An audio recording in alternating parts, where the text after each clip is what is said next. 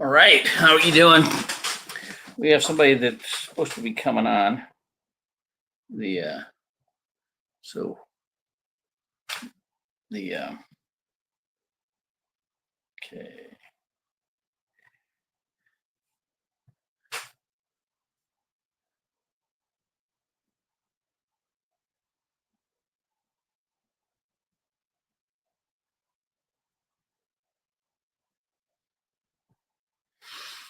Okay.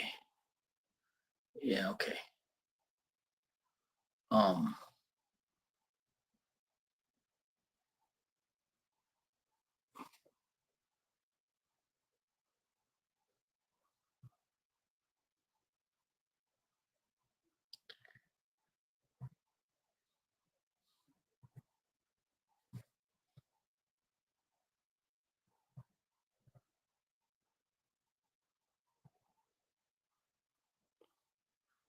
okay.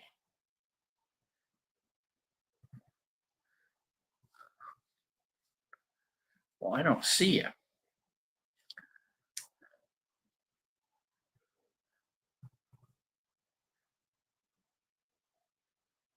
Hmm.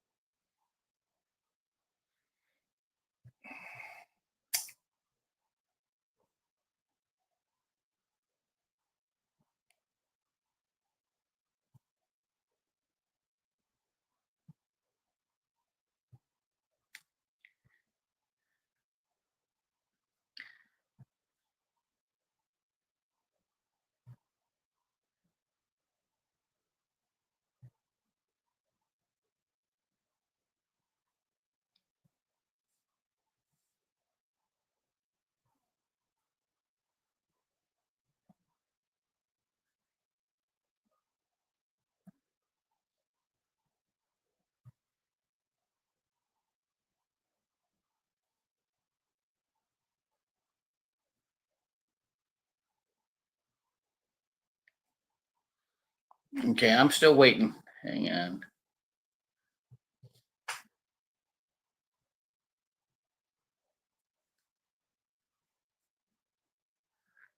Come on.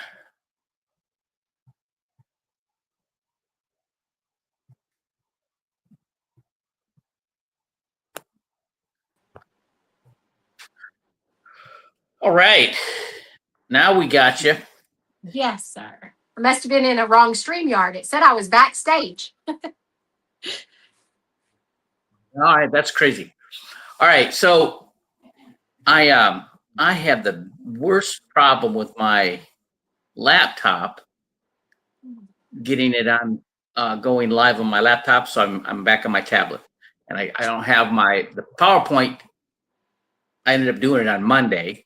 Did just went through it, recorded it, whatever. But here's what today, like this afternoon, I am meeting with a couple that are they got two little boys.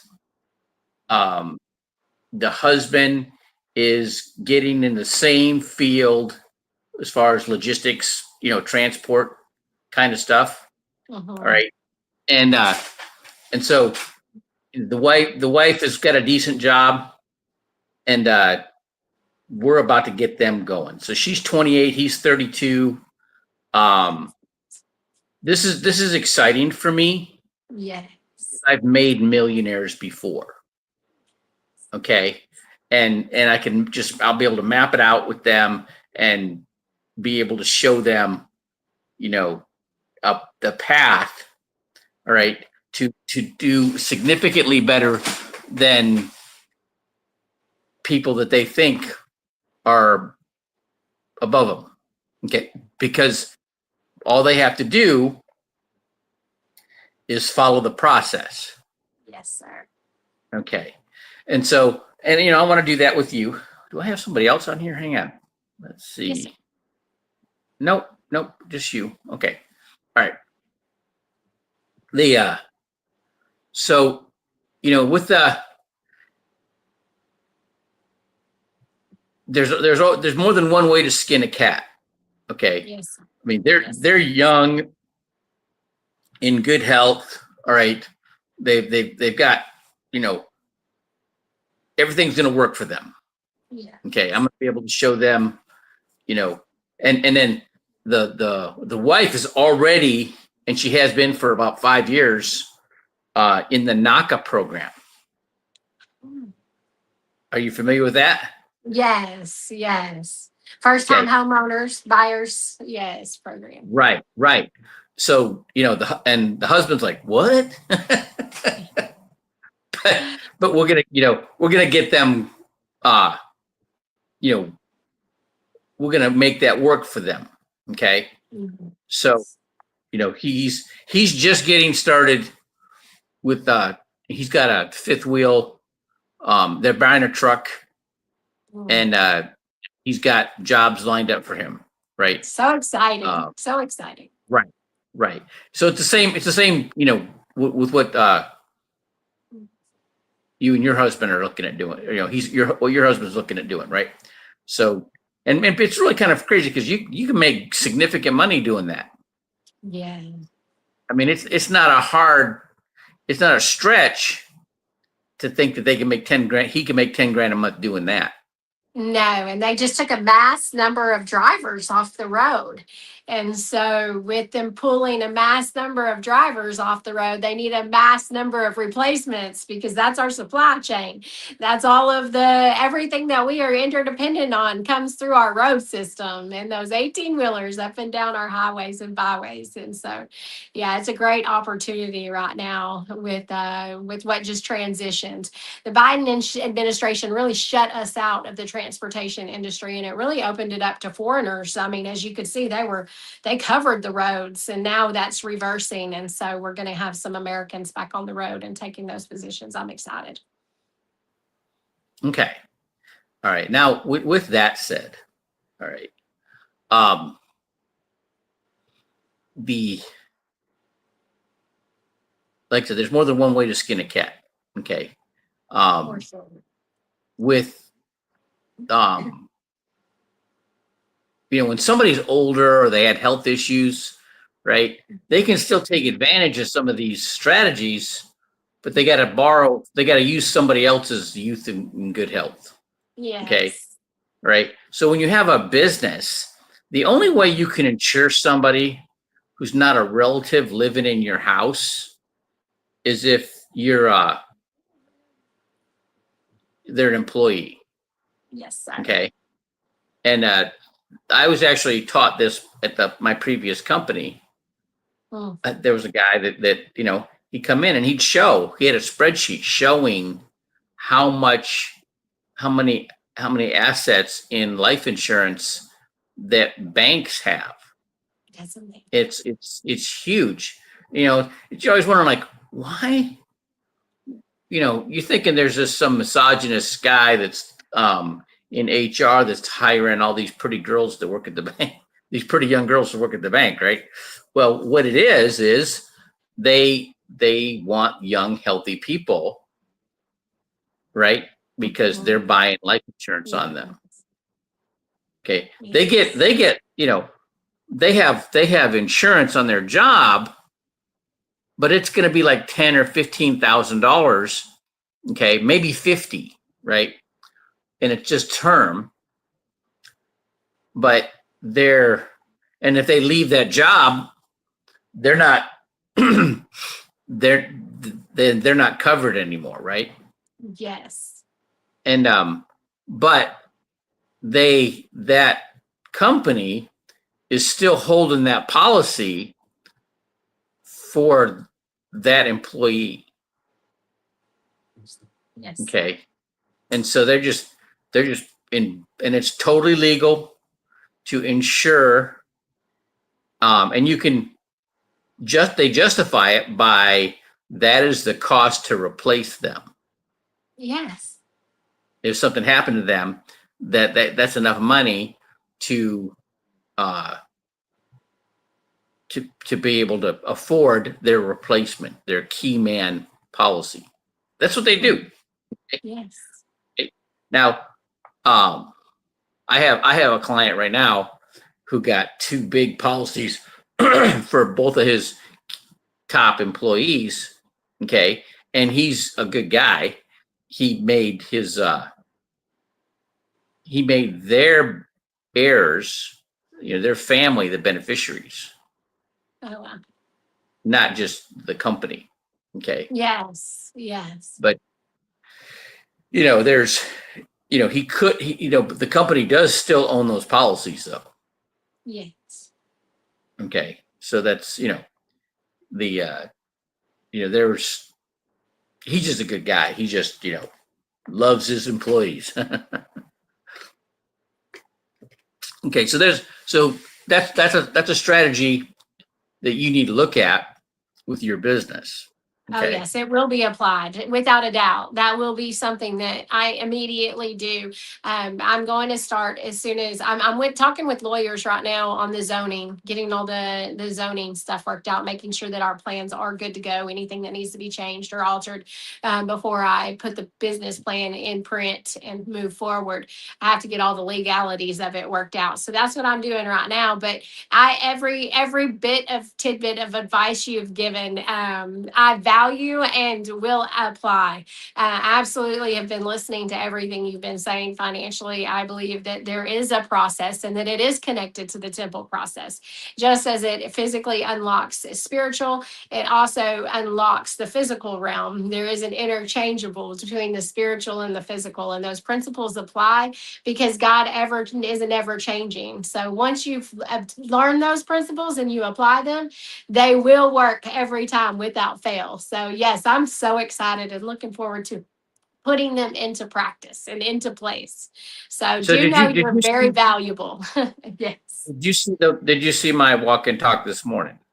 I did not see this morning. So I've been worshiping and cooking some breakfast for my husband. He's out working on a jet ski today. So I got him food this morning. But I did my worship. I will look forward to looking at your Well, I love okay. your So walk and talks. do you know who the Ricobites are? The Rechabites? Yes. No, that's not familiar with me. Okay. So they are the sect that uh, uh, Jobadad, I think is his name, or Mhm. yeah, he was their patriarch, and he forbid them to Drink to alcohol. drink wine, Yes. to grow vineyards, to Yeah. grow agriculture, to build houses. They're just Tent living. they're Yes. Yes. right. I'm sorry. Okay. I am familiar with them. Yes. I didn't know I'm bad with names. They don't even current modern names. But I'm good with Yeshua, Mashiach, Jesus Christ. I believe that's the name that's the most important of all names. So, anyways, I'm sorry. Go Well, ahead. okay, but that so that they're edified because um God told he's making a point. God told um Jeremiah to go invite the Rechabites into the temple and offer them wine, Yes. and they Test them. refused. Yeah. They refused because they were committed Awesome. to the command of their patriarch not Yes. to indulge in wine. Okay, Yes. and and all right, so I can relate to that. I don't drink. Yeah. And the main reason I don't drink is because when I started boxing with Roy Jones Sr., I saw Roy Jones Jr. at 12 years old, and I'm like, that whoever taught that kid how to fight, I want to teach me. Right? He was Yes. just so impressive at 12 years old. Okay. And the when I went to his father's gym, took me a while to find it. I didn't know where it was. I just started hitchhiking until I ended up in his gym, right? And he said, "You want to fight for me? You better come to train every day. You better be on time. You better do what you're told, and you better quit drinking." Mm. And I was a 19-year-old sailor. So I'm telling that this couple that I'm going to meet tonight, I was telling them that and they had a friend of theirs was over, and they were like, 19, when did you start drinking? I started drinking when I was 14. Okay. And they're like, whoa, but then they started, yeah, well, that's what they used to do back in the day, right? And you get hooked early on stuff, right?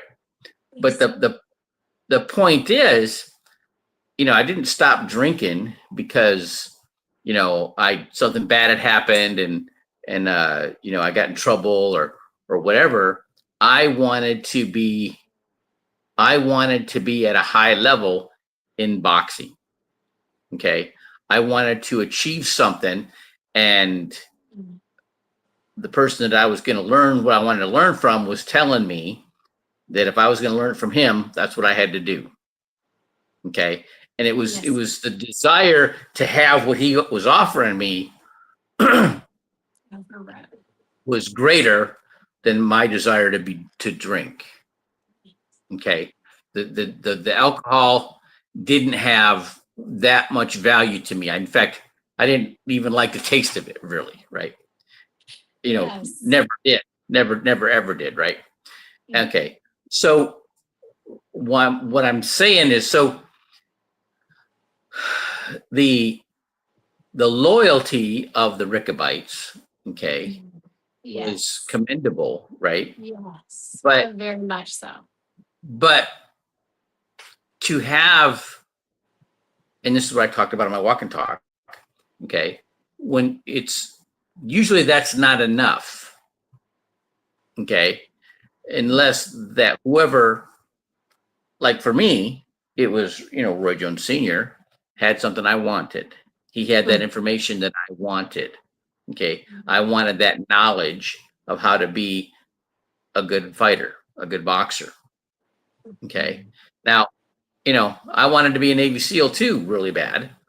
When I was in the SEAL teams, like my 3rd platoon, I had my chief tell me, "Oh, I don't think I trust anybody who doesn't drink." And I looked him in the eye, and I'm like, "Well, I don't think I trust anybody who does." Amen. And I had reputation. I, if you were dumb enough to get in the ring with me, I was gonna put it on you. And some guys had done that, and it got around, right? People knew that I knew, I could handle myself. I knew what to do with these, right? Yes. And so he's like, "All right, from now on, you're the duty driver." And I got in more fights being the duty driver than I ever would on my own. Because the guys would always, and seeing that from that perspective, it's not like Navy SEALs are out there trying to pick fights. It's people are trying to pick fights with Navy SEALs. Yeah. Every time. Okay. And I would watch out for my guys, and when somebody would, I'd see it happening and take care of it. Okay. But and then the first time, right after that, the chief's going, "All right, from now on, Red's in charge." Well, as soon as I start drinking, Red's in charge, right? So I was in charge most of the time. All right. Okay. So I'm getting to a point. I'm when I, and on my walk and talk this morning, I'm talking about, I learned a lot about boxing from Roy Jones Sr. I know a lot about, I'm a always expert marksman. Every time I pick up a firearm, I shoot expert every time. And, I've been doing it for a bit. Okay. And, what other things, tactics, in the field, I know what I'm doing. Right. But none of that knowledge and information and those traits helped me at all to be a good father and a good husband and to provide for my family. Okay. And, I learned from Roy Jones Sr., my boxing coach, okay, when it comes to boxing, everything he says is golden, right? But when it comes to relationships and being a good husband and good father, being, being good with your business and finances, Our maybe not so spiritual much. head. Yes, Right. yes, Maybe not somebody that he's not the one to seek that kind of counsel from. yes. Okay. And so what I do, okay, and this whole thing with the Ricobites, right? I mean, the Yeah. Jonah, Jonabad, their patriarch, he wanted them to, be spiritual. That's they spent, tons of time. They didn't build houses. They didn't. You know what they're really good at? They were really good at metalwork. Mm. They were phenomenal at metalwork. Okay, and they were, when Solomon built the temple, they did a lot of work for Solomon in the temple. Okay, Yeah. they didn't come into Jerusalem until the Babylonians took over their land, out the desert, the Sahara Desert. They went into Jerusalem just for the protection, just to get away from Babylon, right? The reason that you know Nimrod was the reason that they avoided civilization. Mm. Okay, which is really interesting because when you read about him, it's very similar to the Amish or the Midianites. They horse and buggy and no electricity and no automobiles, all that kind of stuff, right? But the primary purpose was to avoid corruption, to avoid the negative influence of the Babylonians, right? That was the primary reason. Okay, and the whole thing was, even despite, I mean, the whole Hammurabi, who was he came up with the Code of Hammurabi. When you look at the 613 Laws of Moses, right next to the Code of Hammurabi, it's like, oh, they're the same. It's the same. They just replaced the shekels, the penalties in shekels, with animal sacrifice. Yeah. Which And so came it's like, from okay, God essentially, because it was Joseph, and well, yeah, how he took everything is a copycat of God's ultimate system. It's just a wild. template. Yeah. You think of a template, using that Yes. as a template. That's what Yes. and the temple process, right? The temple process, um, that is just that's just leadership. Um, Mhm. it's a leadership flow. It's a process, Mhm. okay, to follow for leadership. That's all that is. Okay. Holiness and sanctification, consecration, because the leader is held to a higher standard. Those steps and processes are about holiness and purification, and to enter the Okay. So holy of that's the same. holies. So it, like, you'll hear me say in my walk and talk that I believe that we should be able to walk and chew gum at the same time. You can be spiritual and you can also be prosperous and successful by applying principles to your business and your finances. Absolutely. That's the point of this video right now. This podcast we're on right now. That's the point of it. It's amazing because the connection of the spiritual and the physical colliding. And in Revelation, we talk about the church in the last days is the wealthiest. And that's why I position and set my business to be a public benefit corporation, because I want to ensure that I am not robbing God and putting Him first in all that we do, because ultimately it's His money, it's His finances and resources. We're just conduits.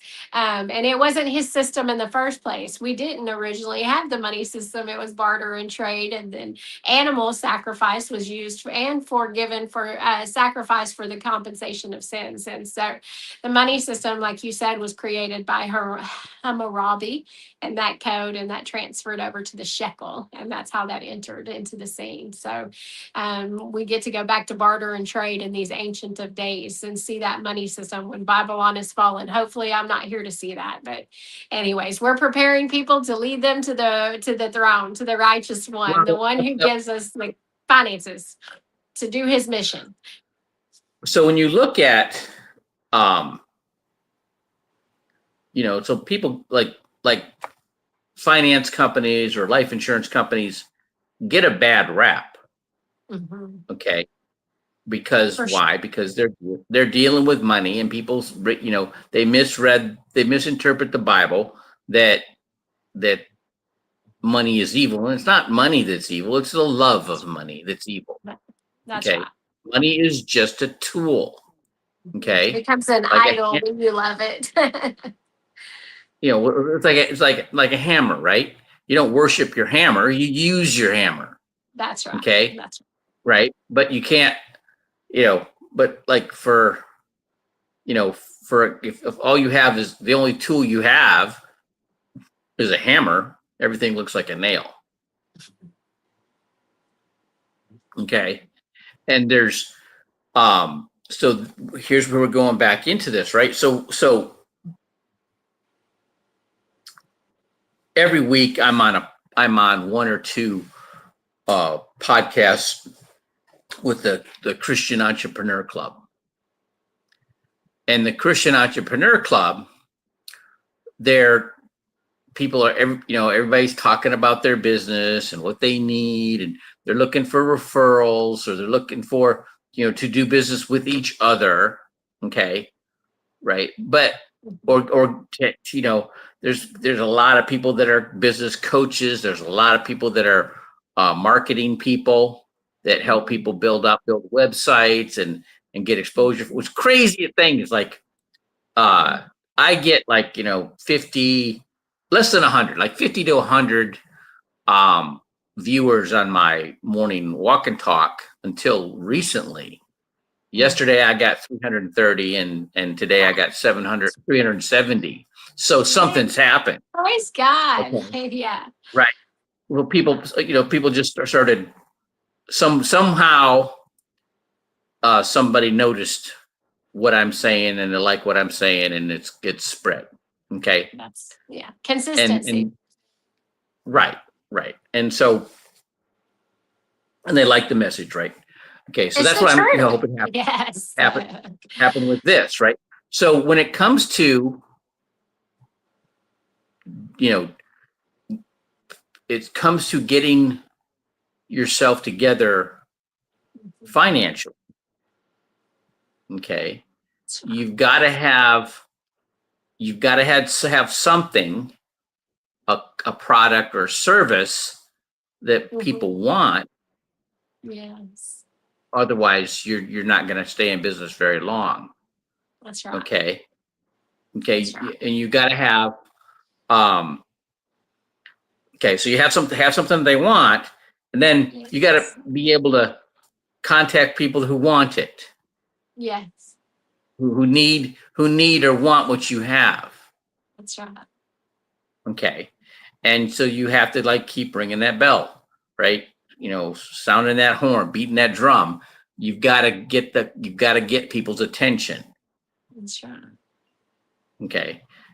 So with I dealt with that this week on names, because this house, the main house I want, Heavenly Manna, is the main umbrella of the business name, and then the house is a house of prayer. We want to feed, but more importantly, how can we pray for you?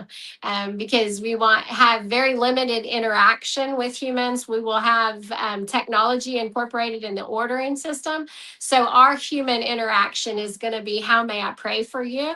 How, to love people and meet them right where they're at. So hopefully we do attract something that people people need. I believe that prayer is desperately needed today more than anything. He did say that his house shall be a house of prayer. And that's my desire, is just to be in line with his perfect will and be about my Father's business. Ultimately, when we're about his business, he lines it all out because that's his promise. Seek first my kingdom and my righteousness, and everything else will Right. be added.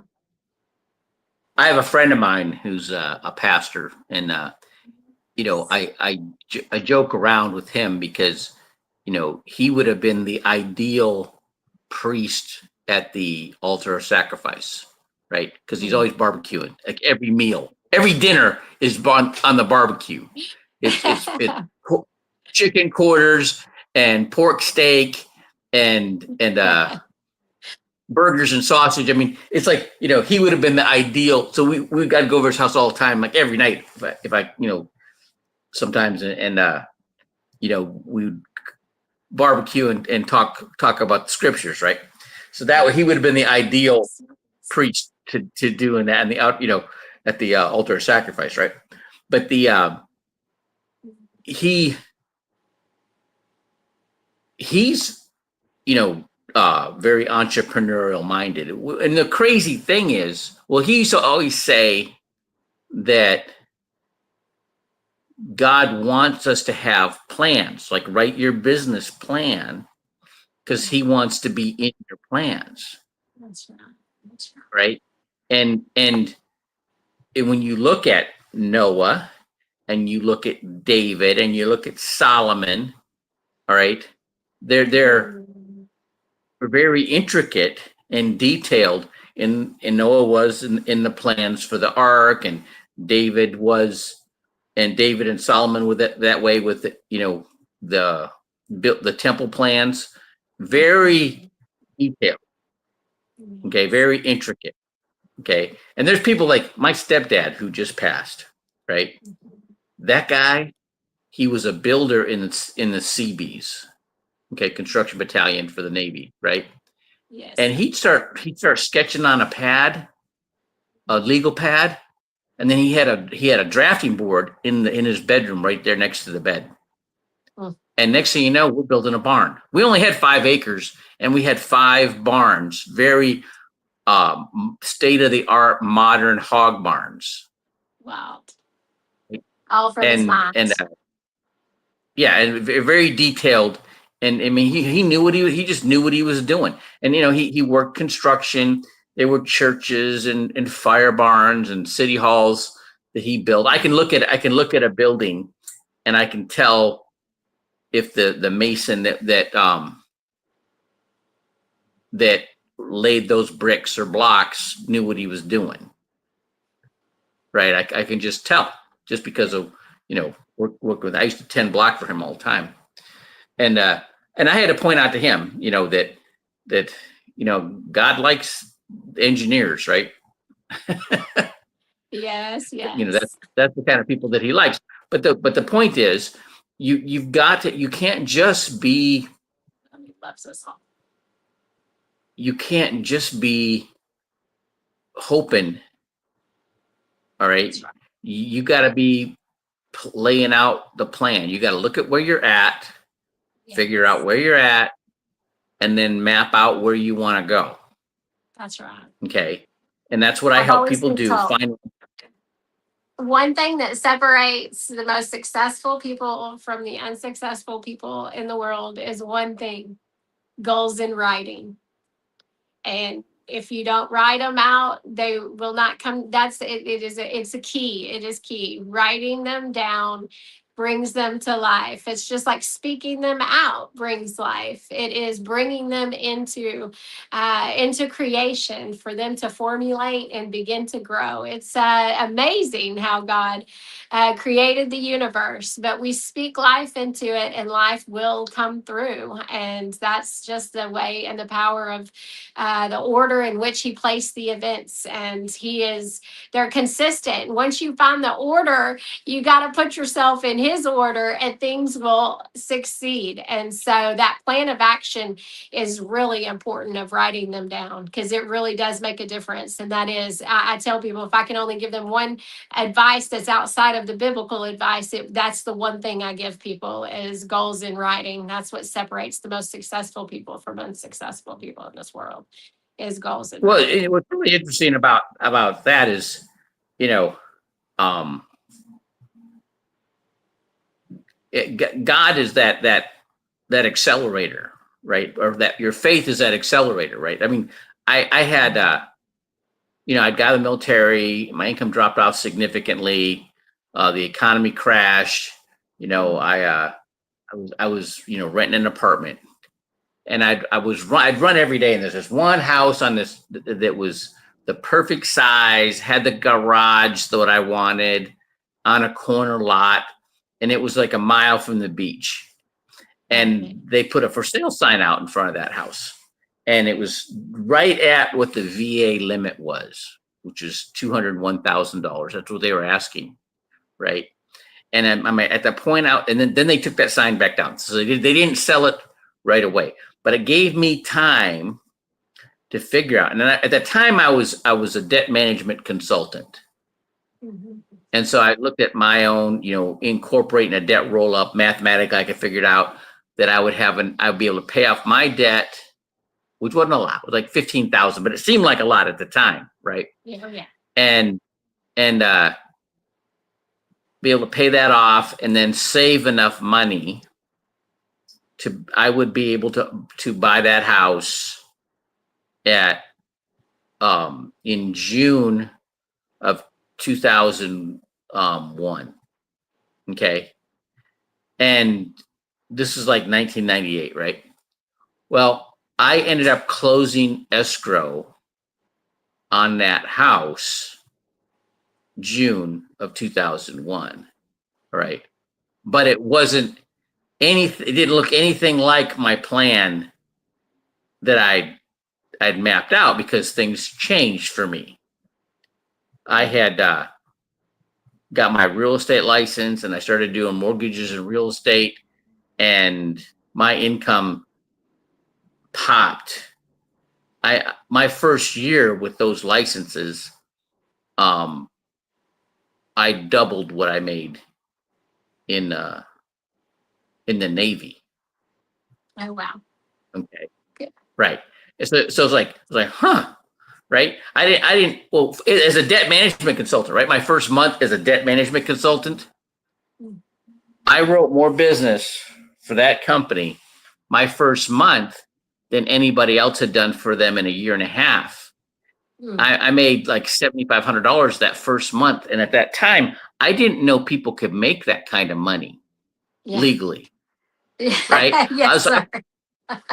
Right. I was like, how did that even happen? Right. And then I ended up,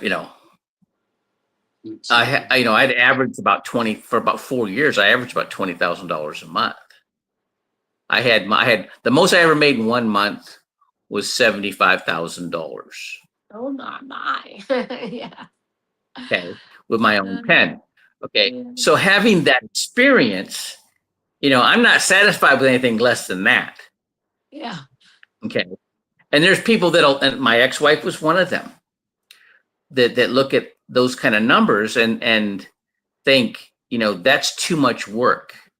But here's what I'm going to tell you. And I try to tell everybody else: the amount of money, the amount of work that you put in at making a minimum wage job, making $10 an hour, okay, is no different than the amount of work you put in making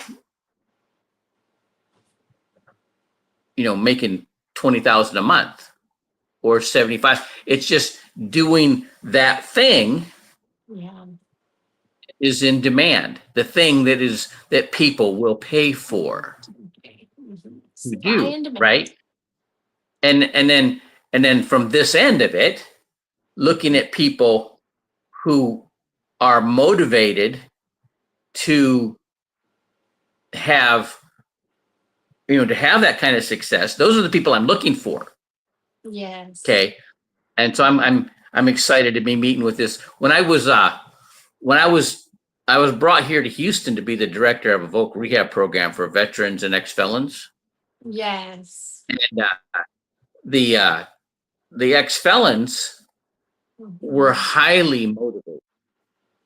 They were extremely they you know motivated to We make got to motivate our veteran population now through holistic healing. good to make that income legally, Yes. right? And Yes, sir. so here's what I realized this before I got to this. I got recruited for that position, right? The guys, people that are in prison Mhm. for violent crime and a Yes. Navy SEAL or Army Special Forces or Force Recon Marine, okay, the difference between them is like the same difference between a domesticated canine and a wild wolf or coyote. They're basically Yes. the same animal. It's just the difference is one of them is trained to provide a service to mankind. The other one is just on their own. Yeah. Okay, and they're just they're just they're just using whatever they think is available, right? The more they understand. So once you get the veterans are really good at adhering to a system. Mhm. If you say, okay, you do this and you just keep doing this and we'll get that's what we want you to do. Just keep working this system, all right, and it'll work. Okay. Yeah.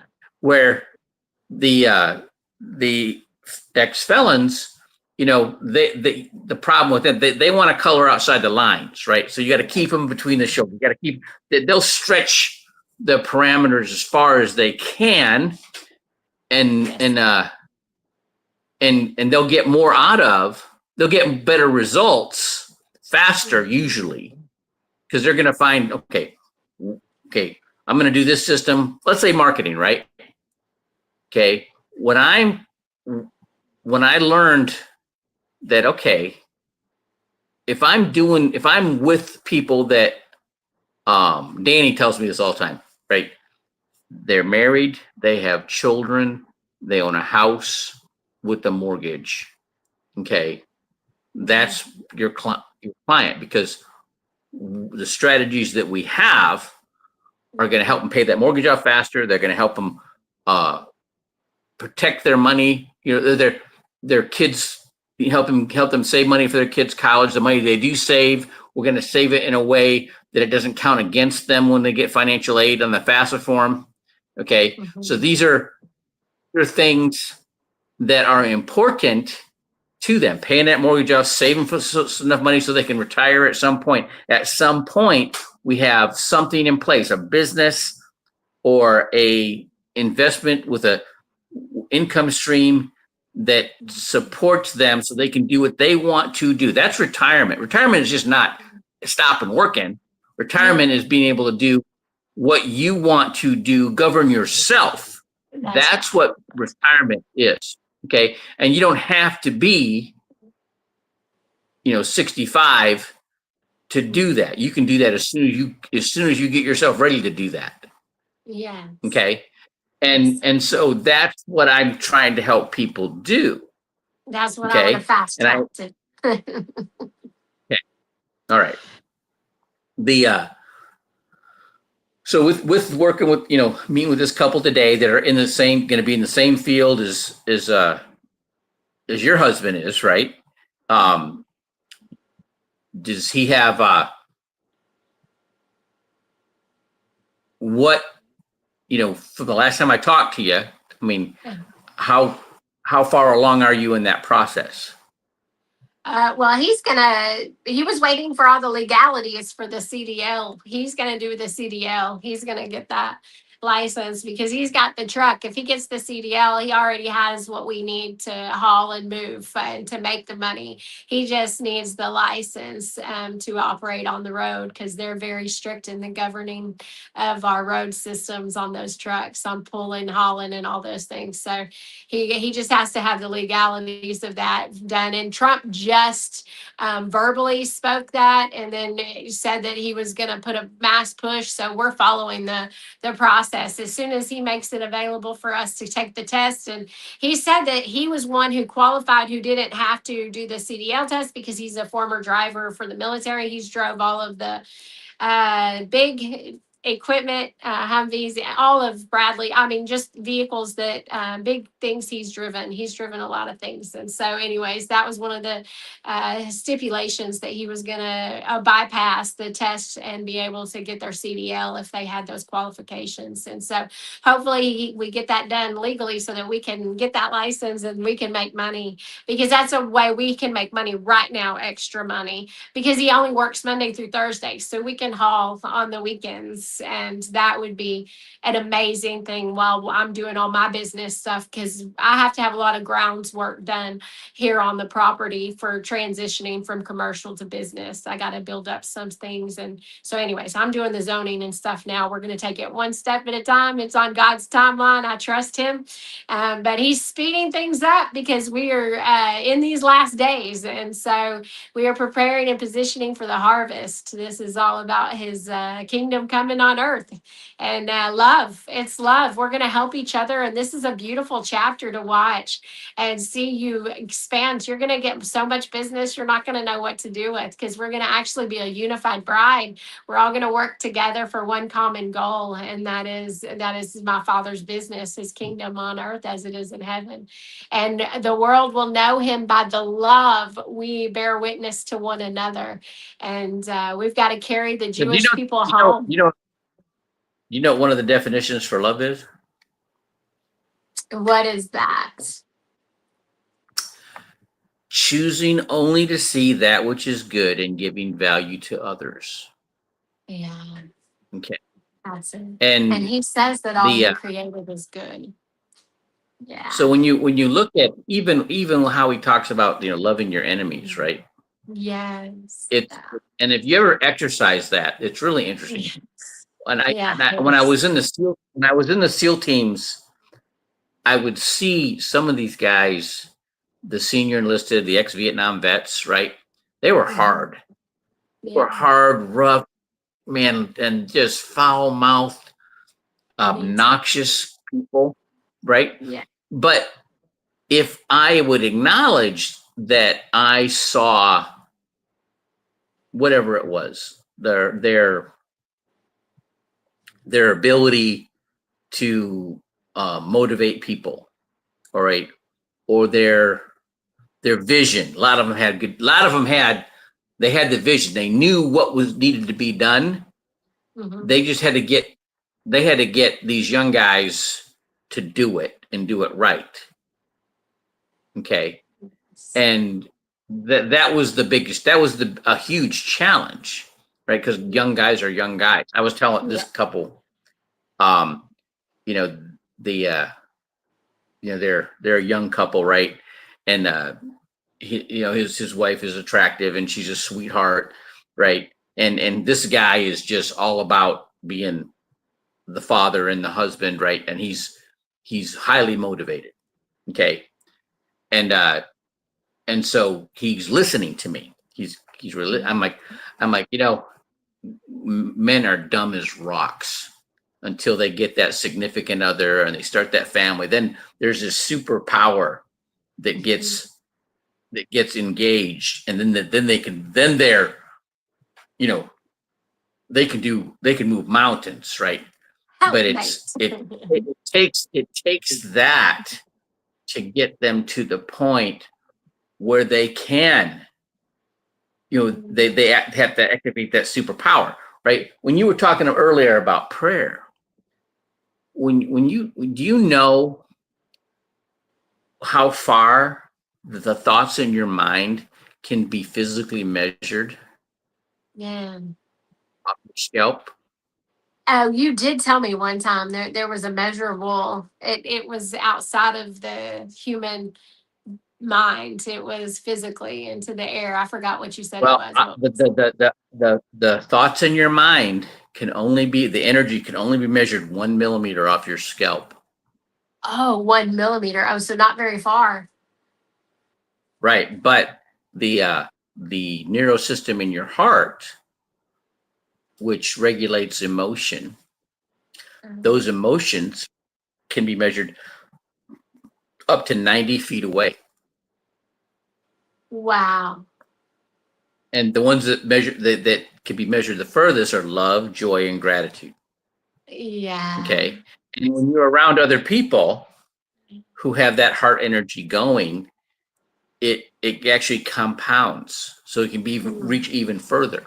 Okay. Yeah. Now, what you have, and this is really interesting, in your DNA, God's DNA is in us. Yes. Okay. So we have within our DNA, it's like we have this internal antenna that connects with our creator. All right. I call it but my it's not wax automatic.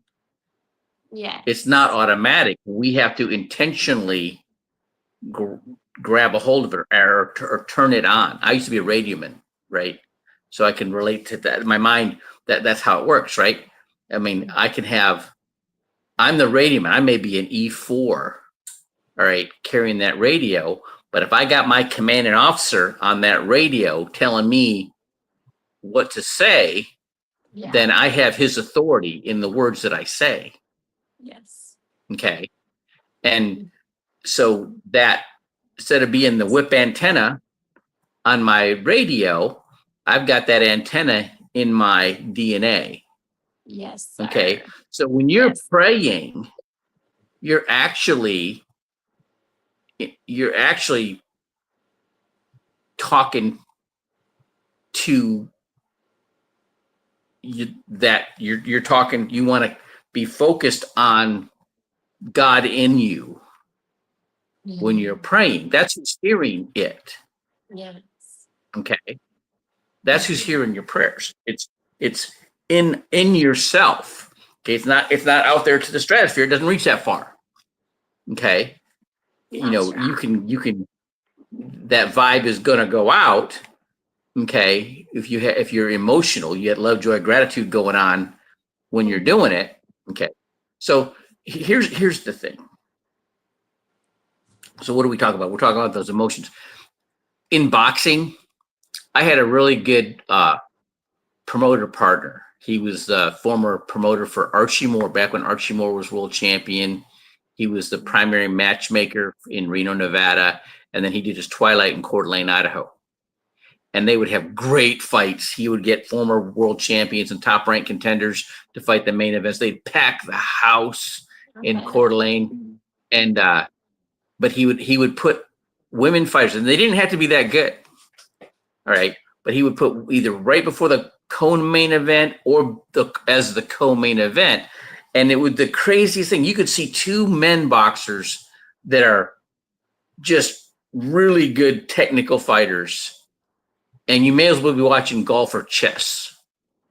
Okay. There's no emotion. I mean, that's what they teach you is you got to take the emotion out of the, be able to turn on the adrenaline so you can enhance your performance without the anger or the rage. You got to keep your mind clear, right?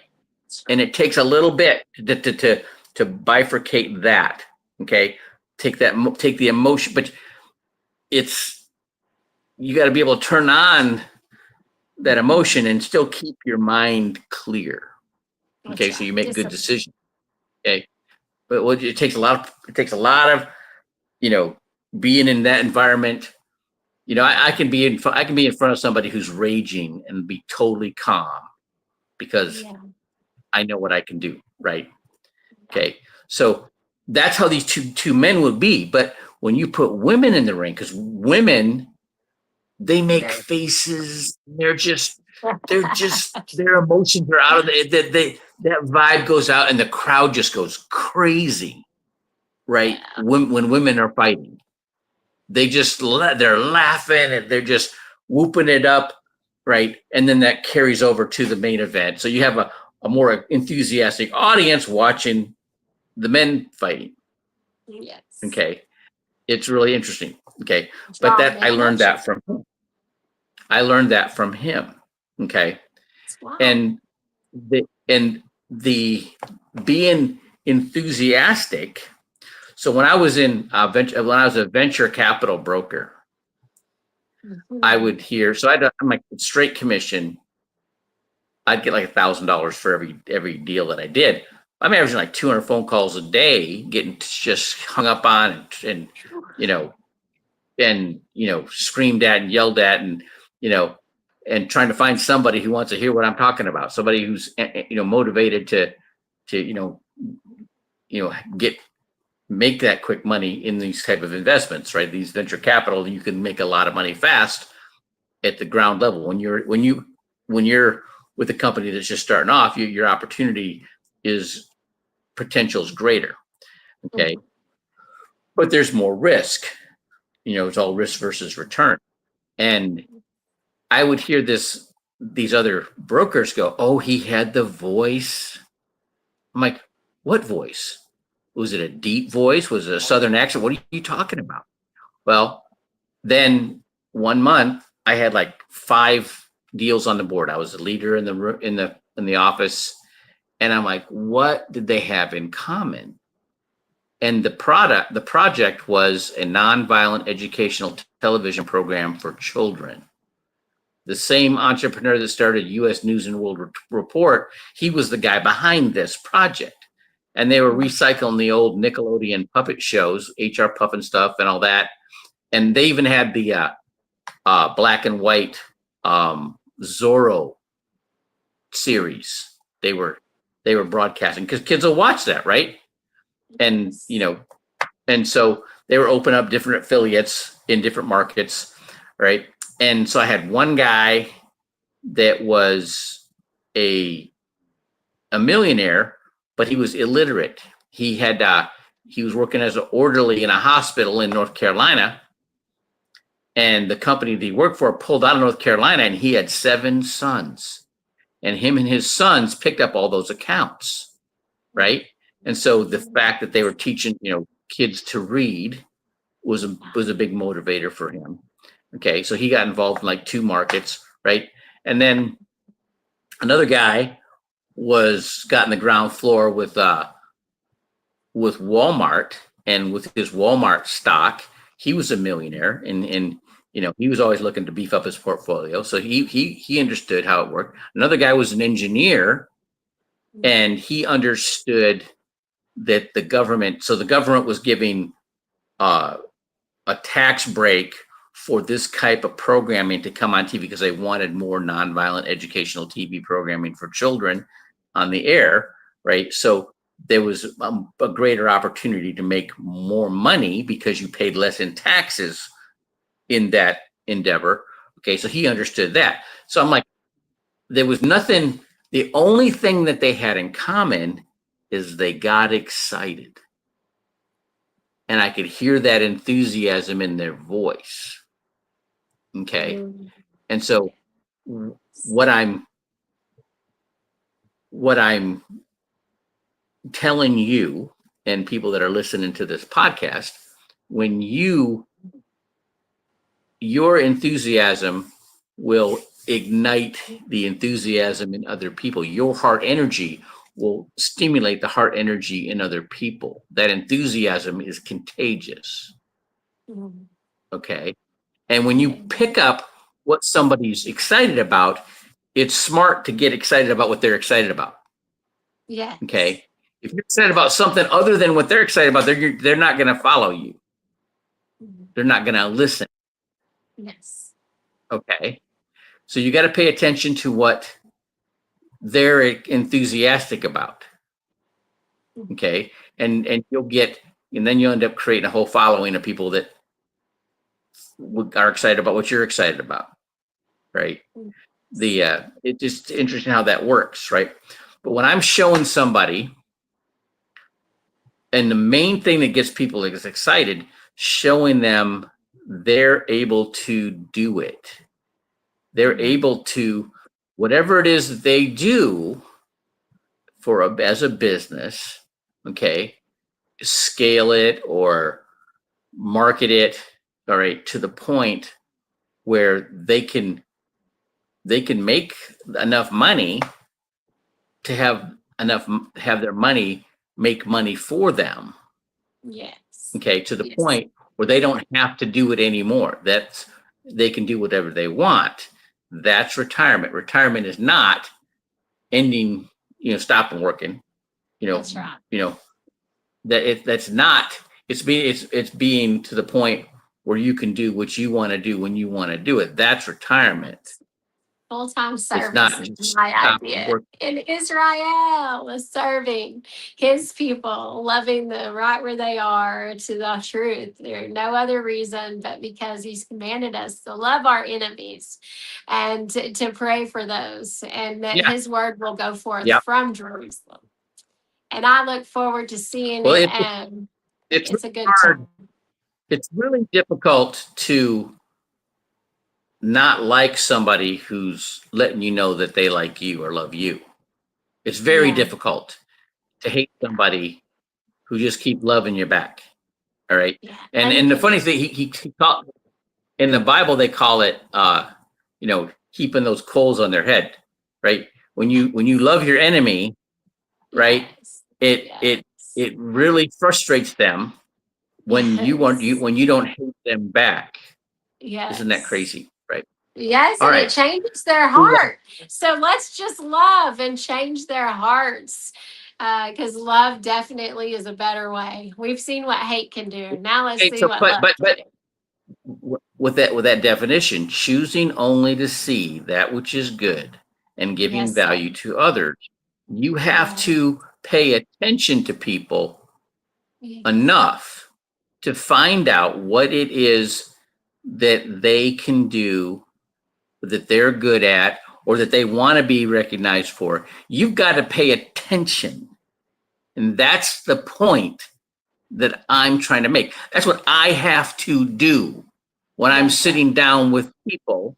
I have to pay attention to them, especially when somebody, I'm like, okay, what can you do? You're just making enough money to pay the bills right now. You're just making enough to eat and live, right? And that ain't enough. What can you do? I have to figure out what they can do to be able to have enough to be able to put away to get it working, so eventually their money takes care of them.